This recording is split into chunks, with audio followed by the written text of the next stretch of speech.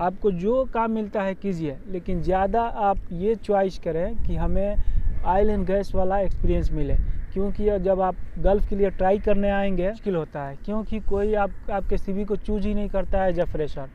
तो अगर आपको मिला है तो ये आपके लिए गोल्डन एक मौका है, उसको हाथ से जाने मत दीजिए। एक ही बाइक जब ये सामने आता है सिचुएशन तो आदमी हैंडल नहीं कर पाता है, कहता है छोड़ो, इससे अच्छा तो जॉब ही नहीं करें। लेकिन अपना ज़िंदगी ये लोग बर्बाद करते हैं, क्योंकि ये बहुत बड़ी गलती करते हैं। और मैं भी मतलब जब बीटेक कंप्लीट नहीं किया। Hello everyone, welcome back to my channel. दोस्तों, आज हमारे साथ फारूक अब्दुल्ला है, जो कि मेरा दोस्त है और सिविल इंजीनियर है। तो ओमान में आया हुआ है, ऑलरेडी वीडियो मैंने बनाया है साथ में। तो आज हम लोग बात करेंगे कि सिविल इंजीनियर जो फ्रेशर हैं, तो ख़ास करके आज सिर्फ़ और सिर्फ फ्रेशर के लिए गाइडलाइन होगा इस वीडियो में, कि जो लोग फ्रेशर इंजीनियर हैं, जो सिविल इंजीनियर हैं, तो सिविल इंजीनियर का जैसे गल्फ़ में कितना स्कोप है और कौन सा फील्ड में ज़्यादा पैसा है और ज़्यादा डिमांड है। क्योंकि ये भी जब मुंबई में ट्राई कर रहा था तो कौन से फील्ड में ज़्यादा रिक्वायरमेंट आ रहा था इसको ज़्यादा पता है। तो इसीलिए मैं सोचा एक वीडियो बना दूं, जिससे कि सिर्फ फ्रेशर के लिए ये खास करके वीडियो होगा, जिससे कि जो लोग गल्फ़ आने वाले हैं उनके लिए हेल्प होगा। तो फारूक, थोड़ा सा एकदम स्टार्टिंग से बेसिक से बताना है कि फ्रेशर लोग कैसे अपना करियर का स्टार्ट करें। जैसे जो लोग डिप्लोमा अभी कर रहे हैं या बीटेक कर रहे हैं, तो वो लोग क्या करें कि गल्फ़ में जल्दी आएँ, और कौन सा फील्ड वो लोग सेलेक्ट करें, कौन सा पोजीशन पे जाइए, थोड़ा बहुत मतलब एकदम डिटेल में बताना है। बिल्कुल, देखिए, सबसे पहले जब आदमी बीटेक या डिप्लोमा कंप्लीट करता है तो अगर अच्छा कॉलेज रहता है तो उसके कॉलेज में ही प्लेसमेंट आती है, ठीक है। तो कोशिश करनी चाहिए कि उसी में बैठे और किसी ना किसी तरह उसमें जॉब पा लें, ठीक है। हर लोग का तो प्लेसमेंट नहीं होता है, लेकिन अगर आप सही हैं तो आपका प्लेसमेंट हो सकता है, ठीक है। तो कोशिश करें कि उसी में प्लेसमेंट पा लें। अगर वो नहीं होता है तो आप वहाँ से निकलिए। अगर आपको जॉब नहीं मिलता है तो गुजरात में ट्राई कीजिए। गुजरात में रिफाइनरी का फील्ड होता है और पावर प्लांट का होता है। बहुत सारे ऐसे फील्ड हैं जहाँ पे आपको जॉब इजीली मिल सकता है। किसी तरह आप अपने दोस्त से या दोस्त के दोस्त से कांटेक्ट करके वहाँ जाइए। उसके बाद से देखिए, अब आते हैं कि आप अपना करियर सिविल इंजीनियरिंग में किस किस फील्ड में बना सकते हैं। पहले तो आपको जिस फील्ड में जॉब मिले उस फील्ड में जाइए। अगर आपको सोच के कि भाई मुझे ऐसा फील्ड चूज़ करना है जिसमें हम बहुत ही आगे जाए और जिसमें वैकेंसी भी ज़्यादा है गल्फ़ में, तो इसके लिए देखिए, सबसे पहले आपको देखना है कि हमारा इंटरेस्ट किस में है। सब में ही वैकेंसी होती है, लेकिन एक होता है जिस कुछ में ज़्यादा वैकेंसी होती है, किसी में कम होती है। तो देखिए, इसमें कौन कौन सा फील्ड बढ़ सकता है सिविल इंजीनियरिंग करने के बाद। एक तो होता है कि आप ब्रिज के फील्ड में जा सकते हैं, मतलब ब्रिज बनता है, रोड बनता है, ये सब स्ट्रक्चर के फील्ड में जा सकते हैं। उसके बाद आपका बिल्डिंग वाला फील्ड होता है, उसमें जा सकते हैं, इंफ्रास्ट्रक्चर बिल्डिंग का। और एक और होता है कि जैसे लैंडस्केपिंग होता है, वो घास लगता है, पार्किंग का जो खूबसूरत बनाया जाता है, उसमें डिजाइनिंग वाला ब्लॉक्स बनाया जाता है। ये भी एक सिविल इंजीनियरिंग का फील्ड है, लैंडस्केपिंग का, ठीक है। एक ये भी फील्ड है, इसमें आदमी बहुत ऊपर तक जाता है। अच्छा। एक ये हो गया। उसके बाद से आपका सर्वे वाला होता है, जैसे सर्वेइंग का। सर्वे तो हर फील्ड में आ जाएगा ना। हाँ? रोड से लेकर के कोई रिफाइनरी का प्रोजेक्ट वगैरह चल रहा है, उसमें भी सर्वे तो हर फील्ड में आ जाएगा। जो बिल्डिंग बनेगा उसमें भी सर्वे उसमें भी होता है। आपका कोई प्रोजेक्ट स्टार्ट होता है, वहाँ भी सर्वे होता है। रोड बनता है, वहाँ भी सर्वे होता है। इसको मैं डिटेल से बताना चाहूँगा कि इसमें क्या क्या होता है। देखिए, सर्वेइंग में क्या होता है कि जैसे इसमें 3 तरह के इंस्ट्रूमेंट होते हैं जो गल्फ़ में यूज़ किया जाता है। एक आपका ऑटो लेवल, जो आपके प्रैक्टिकल में ही आपके बीटेक या डिप्लोमा में कराया गया होगा, ऑटो लेवल से, ठीक है। एक होता है जीपीएस, वो मोबाइल की तरह होता है। और एक होता है टोटल स्टेशन। ये 3 तरह का ही यूज़ होता है गल्फ़ में। इसको यूज़ कर के कोई भी प्रोजेक्ट हो, उसमें जैसे उसका एलिवेशन कितना होना चाहिए, वो कितना ऊंचा होना चाहिए, कितना नीचा होना चाहिए, कितना स्लोप देना है, ये होता है। फिर कौन सा बिल्डिंग में कोई कॉर्नर होता है, पॉइंट होता है, उसका पॉइंट कहाँ देना है, इसी तरह का, मतलब ये तीनों मिलाकर यही सब काम करता है और इसको हमें सीखना पड़ता है। इसका कोर्स भी इंडिया में कराया जाता है। इसका भी बहुत ही अच्छा स्कोप है सर्वेयर का, ठीक है। तो आप सिविल इंजीनियरिंग करके इसमें भी जा सकते हैं। एक इसका भी स्कोप होता है। दूसरा होता है आपका ऑयल एंड गैस फील्ड का। ऑयल एंड गैस फील्ड का सबसे ज़्यादा, यानी आप गल्फ़ के लिए ट्राई करेंगे मुंबई में जाकर या कहीं भी, अगर सिविल इंजीनियरिंग में 100 वैकेंसीज आते हैं तो 85 to 90 वैकेंसी आपको ऑयल एंड गैस में आता है कि आपको उसका एक्सपीरियंस होना चाहिए। लेकिन उसमें भी यही होता है कि उसमें कॉलम बनते हैं, उसमें बीम होते हैं, लेकिन उसका थोड़ा अलग होता है। ठीक है, देखिए उसका काम तो जो जनरल काम है वही होगा उसमें भी, हाँ। लेकिन एक ऑयल एंड गैस का एक्सपीरियंस भी तो चाहिए ना हाँ। कि वहाँ का माहौल कैसा होता होगा, हाँ। क्या काम होता होगा, थोड़ा बहुत वहाँ तो क्या डिफर सेफ्टी करता होगा। होता है, हाँ, हाँ। क्या सेफ्टी रिक्वायरमेंट है या कुछ हाँ। इक्विपमेंट अलग से यूज़ होते होंगे ऑयल वहाँ एंड का गैस में। मटेरियल क्या है, हाँ। वहाँ पे पोस्ट टेंशनिंग होता है, प्री टेंशनिंग होता है। जैसे स्ट्रक्चर बन जाता है उससे पहले जो उसके स्टील होते हैं उसको, एक होता है कि उसके कास्ट के बाद उसको टेंशन करना होता है, एक होता है कास्ट से पहले उसको खींचना होता है। ओके। तो इस तरह का थोड़ा अलग होता है, जैसे कि ये ब्रिज में ये होता है पोस्ट टेंशनिंग, प्री टेंशनिंग, तो इस तरह का होता है। तो यही सब है कि हमें चूज़ करना है कि भाई हमें किस फील्ड में जाना है। ऐसा नहीं कि हम हर फील्ड में माहिर हो सकते हैं, आपको जो काम मिलता है कीजिए, लेकिन ज़्यादा आप ये चॉइस करें कि हमें ऑयल एंड गैस वाला एक्सपीरियंस मिले, क्योंकि जब आप गल्फ़ के लिए ट्राई करने आएंगे मुंबई में तो आपको ज़्यादा स्ट्रगल नहीं करना पड़ेगा, क्योंकि वो पार्टिकुलर आपके वही एक्सपीरियंस मांगते हैं कि आपका ऑयल एंड गैस का एक्सपीरियंस है या नहीं। और अगर आपका उसमें एक्सपीरियंस होगा तो आप उसका क्वेश्चन जो है इंटरव्यूअर पूछेगा, आप बता सकते हैं। अच्छा, और ऐसा हो सकता है क्या कि मान लीजिए रोड का काम चल रहा है, बिल्डिंग का हो गया, ऑयल एंड गैस का हो गया, तो अगर आप जैसे ऑयल एंड गैस में काम कर लिए, मतलब तीनों चारों में किसी कंपनी में आप गए, वो तीनों चारों में आपका एक्सपीरियंस हो गया, तो वो फ़ायदा है कि सिर्फ एक ही में जाना फ़ायदा है? ये तो मतलब सोने पे एक सुहागा का तरह है कि आप एक जगह गए और हर चीज़ आपको आ जाए। ये ऐसा जनरली छोटे कंपनी में होता है।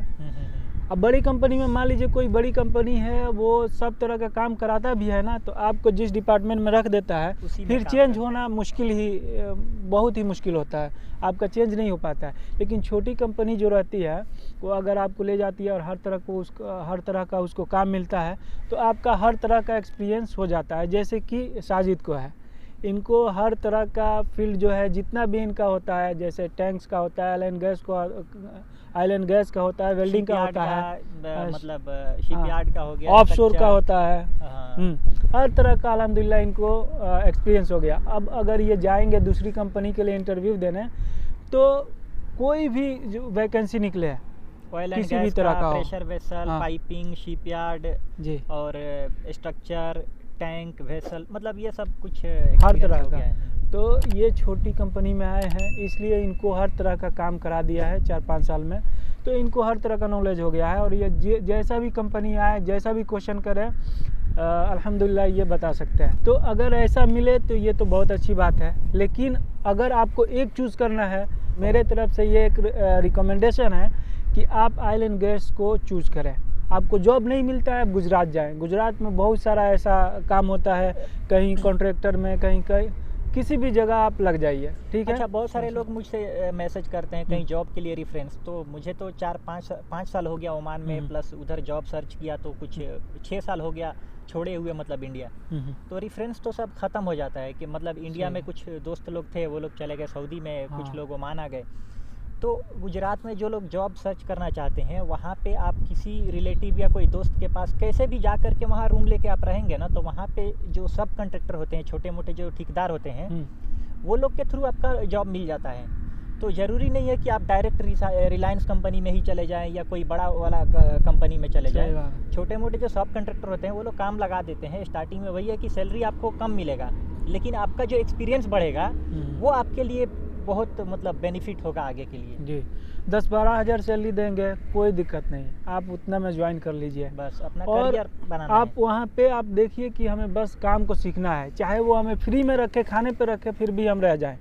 क्योंकि अगर हम इधर इंटरव्यू देने आए तो हमें सारे सवालों के जवाब मालूम हो, तो इसी नीयत से आप वहाँ जॉब में लग जाइए। बस इतना ही है, और कुछ ज़्यादा ये रॉकेट साइंस नहीं है। सही बात आप बस जैसे पहले इसको बहुत ज़्यादा हाइक बनाया जाता है कि जैसे काम में जाएंगे तो ये आना चाहिए, वो आना चाहिए, ऐसा होना चाहिए, वैसा होना चाहिए। कुछ भी नहीं है। आप मतलब जितना पढ़े हैं, फ्रेशर मैं भी था तो इतना डर बना होता था, ये पढ़ो वो पढ़ो, क्लाइंट ये पूछ देगा वो पूछ देगा जी। आने के बाद आपका स्टेप बाय स्टेप सब कुछ सही होते जाएगा। लेकिन हाँ, करना क्या है कि अब उसको हल्का में नहीं लेना है कि अब इसका मतलब ये नहीं हुआ कि हम एकदम हल्का में ले लें। हाँ। आप जिधर भी काम करने जा रहे हैं तो आप काम सीखिए, क्या क्या काम हो रहा है, मैनेजर से कैसे बात किया जाता है, क्या आपका ड्यूटी और रिस्पॉन्सिबिलिटी क्या होता है, ये सब ऑब्जर्व कीजिए। क्योंकि स्टार्टिंग में आपको एंट्री करना है तो हो सकता है कि आपको 1 या 2 ही इंटरव्यू का मौका मिलेगा। बिल्कुल। तो उस मौका में ही, उसी इंटरव्यू में आपको क्लाइंट को ऐसा इम्प्रेस करना है कि आपका इंटरव्यू क्लियर हो जाए। क्योंकि जो फ्रेशर हैं, जो अभी बाहर में नहीं आए, उनको इंटरव्यू का चांस ही नहीं मिलता है। अब हम लोग तो बाहर में आ गए, हम लोग को जाएंगे तो एक में नहीं होगा, इंटरव्यू में फेल भी हो जाएंगे, दूसरा वाला चांस मिलेगा, तीसरा वाला शॉर्ट लिस्टिंग हम लोग का हो जाएगा। लेकिन आप लोग का शॉर्ट लिस्टिंग जल्दी नहीं होता है। तो आप लोग इसीलिए थोड़ा काम सीखिए, जो भी जॉब रिस्पॉन्सिबिलिटी होता है उसको समझिए, इंटरव्यू में क्या क्वेश्चन पूछा जाता है ये सब तैयारी कीजिए, प्रैक्टिकली कैसे काम होता है उसका थ्योरी भी कुछ पोर्शन है उसको भी ध्यान में रखिए। बिल्कुल। ताकि आपका एक बार में इंटरव्यू निकल जाए, 1 या 2 बार में। एक ही बार चांस मिले, कोशिश कीजिए एक ही बार में आपका निकल जाए, तभी एक तो हाँ, आपके लिए फ़ायदा होगा। मिलना इंटरव्यू आपको मुश्किल होता है क्योंकि कोई आपके सीवी को चूज ही नहीं करता है जब फ्रेशर। तो अगर आपको मिला है तो ये आपके लिए गोल्डन एक मौका है, उसको हाथ से जाने मत दीजिए। पहले ही पूरे तैयारी के साथ आइए इंटरव्यू देने के लिए कि जब मैं इंटरव्यू देने जाऊँ, इंटरव्यूअर जो भी पूछे इस फील्ड के बारे में मैं उसे बता दूँ। अच्छा, अब सिविल में जैसे अलग अलग डिपार्टमेंट भी हो गया, तो उसमें मतलब फ्रेशर लोग क्या करें, कोई कोर्स वगैरह करे या जॉब पे ही फोकस करे? जैसे डिज़ाइन वाला हो गया, क्यूसी वाला हो गया। तो क्यूसी का तो मुझे पता है कि कोर्स का ज़रूरत नहीं है। बिल्कुल। बाकी जो एग्जीक्यूशन में जैसे सिविल इंजीनियर हो गया, सिविल सुपरवाइज़र हो गया, इसमें भी कोई कोर्स नहीं चाहिए, बस डिप्लोमा या डिग्री चाहिए और एक्सपीरियंस चाहिए। जो मेन आता है एक डिज़ाइन वाला, तो डिज़ाइन में कुछ जैसे ड्राफ्टिंग या डिज़ाइन का है, तो उसके बारे में अगर तुमको कुछ जानकारी है तो वो बताओ कि जो डिज़ाइन में इंटरेस्ट है। क्योंकि शुरू में वो लोग डिज़ाइन का कोर्स करके अपना लगे रहेंगे, बाद में मौका मिलेगा तो डिज़ाइन में भी जाएंगे। अच्छा हाँ, एक मैं बहुत ही बड़ा सेगमेंट भूल गया हूँ। जैसे आप अगर सॉफ्टवेयर फील्ड में आते हैं तो इसमें भी सिविल इंजीनियरिंग में बहुत आगे तक मौका है। जैसे ऑटोकैड 3D मैक्स होता है, आपको एस्टेट प्रो होता है, प्राइमवेरा होता है, ये सारे सिविल के सॉफ्टवेयर्स हैं। और भी बहुत सारे गूगल स्केचअप होता है, बहुत तरह का होता है। अगर आप डिज़ाइन फील्ड में आना चाहते हैं तो आप डिज़ाइन का सॉफ्टवेयर का कोर्स होता है, वो कोर्स करके और आप इस फील्ड में भी जा सकते हैं। इसके लिए इंडिया में भी बहुत सारा जॉब है। मेरा एक फ्रेंड है, वो भी इसी फील्ड में है, वो डिज़ाइनिंग फील्ड में चला गया है। तो डिज़ाइनिंग भी एक ऑप्शन है। और दूसरा बात, आप इसमें एस्टिमेशन इंजीनियर बन सकते हैं। एज ए एक सिविल इंजीनियर होता है। एस्टिमेशन क्या होता है कि जैसे बिल्डिंग बन रहा है, कोई ब्रिज बन रहा है, उसमें टोटल जो है कितने क्वांटिटी होगा, वो सब उसका एस्टिमेशन निकालना। और एक होता है क्वांटिटी सर्वेयर। एस्टिमेशन एक और क्वांटिटी ये एक ही तरह का है, थोड़ा मिलता जुलता है, थोड़ा सा डिफरेंस है। एस्टिमेशन क्या होता है कि जैसे मान लीजिए एक दीवार है, अगर उसको हम प्रीकास्ट बनाना है, मतलब पहले ही उसको कास्ट करना है कंक्रीट से, तो उसको अगर हम स्क्वायर मीटर में निकालेंगे तो ये हमारा एस्टिमेशन की तरह हो जाएगा कि मतलब एस्टिमेशन कर रहे हैं कि उसमें कितना स्क्वायर मीटर का एरिया आएगा। क्वांटिटी सर्वेइंग में ये निकालेंगे कि जैसे उसमें कितना स्क्वायर फीट का कंक्रीट आएगा, कितना स्क्वायर फीट सीमेंट आएगा, कितना उसमें वाटर आएगा, एक इस तरह का। मतलब दोनों को दोनों नॉलेज है। अगर चाहे तो आप एक दूसरा में भी जा सकते हैं। हाँ, मतलब है। और ये आपको दोनों होना चाहिए, ठीक है। तो ये आपका क्वांटिटी और एस्टिमेशन का फ़र्क है। और एक होता है बिलिंग इंजीनियर, ठीक है, और एक होता है प्लानिंग इंजीनियर। तो बिलिंग वाला क्या करता है, जैसे पूरा जो है उसको BOQ आना चाहिए, उसको एस्टिमेशन आना चाहिए, उसको क्वांटिटी आना चाहिए। ये सब करने के बाद वो बिलिंग कर सकता है, ठीक है। तो इंडिया में जो बिलिंग है वो अलग तरीके से होता है और गल्फ में है वो अलग तरीके से होता है। इंडिया में क्या होता है कि वो शेड्यूल ऑफ रेट्स होता है, एक हर स्टेट्स का अलग अलग होता है, जिससे हम किसी भी मटेरियल का क्या कहते हैं रेट निकालते हैं और क्वांटिटी से उसको मल्टीप्लाई करके उसका BOQ निकालता है, ठीक है, और उसके बाद बिलिंग होता है। तो ये एक तरीके का हो गया। और दूसरा बात, यहाँ पे आपको रेट्स कैसे मिलता है अभी हमें यहाँ का मालूम नहीं है, यहाँ का होता होगा कोई रेट्स, वो लोग जानते होंगे जो इसमें बिलिंग का यहाँ काम करते होंगे। तो एक ये हो गया। एक होता है प्लानिंग इंजीनियर। प्लानिंग इंजीनियर का क्या काम होता है कि कोई भी प्रोजेक्ट अगर स्टार्ट होता है तो उसके स्टार्टिंग से लेकर उसके एंडिंग तक का पूरा रोड मैप बनाता है वो, कि भाई कब कहाँ क्या होने वाला है, कहाँ पे कितने लेवल लगेगा, कहाँ कितना काम फिनिश हो जाएगा। प्लानिंग, शेड्यूलिंग होता है एक तरह से।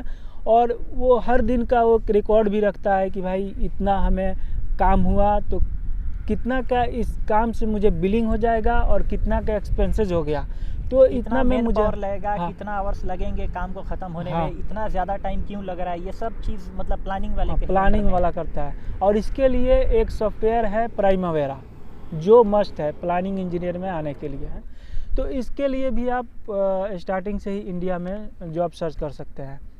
ये भी बहुत अच्छा फील्ड है। जाएंगे तो आपके लिए अच्छा है कि मतलब देखिए, जॉब नहीं मिल रहा है तो किसी में भी आप घुस जाइए, क्योंकि आपका फाइनेंशियल कंडीशन भी सही होगा कि नहीं होगा, तो किसी भी उसमें आप घुस गए, लेकिन उसके बाद आप लगे रहिए। आप एक अपना फील्ड चूज़ कर लिए कि मुझे इसमें जाना है, लेकिन जॉब करते करते आप उसके तलाश में रहिए, लेकिन जॉब आपको छोड़ना नहीं है। जो लोग मतलब बीटेक या डिप्लोमा करके घर पे बैठ जाते हैं, उसके बारे में थोड़ा बताओ, क्योंकि मैंने देखा है कि ज़्यादातर जो लोग हैं जॉब नहीं मिल रहा है, 10,000 का मिल रहा है, 5,000 का मिल रहा है, घर पे बैठे रहते हैं कि एक ही बार हमको 50,000 का जॉब चाहिए। ये अपना ज़िंदगी ये लोग बर्बाद करते हैं, क्योंकि ये बहुत बड़ी गलती करते हैं। और मैं भी मतलब जब बीटेक कंप्लीट नहीं किया था उसके पहले मेरा सोचता था कि भाई बीटेक करते करते तो मुझे 2-3 लाख के जॉब मिल ही जाएंगे, लेकिन मैं बिल्कुल गलत था, ठीक है। जब 8,000 का मिला मुझे जॉब तो मैं मतलब पागल हो गया एकदम मतलब सोचा कि भाई 8,000 कैसे करूँगा मैं। 8 लाख लगा के 8,000 का जॉब है।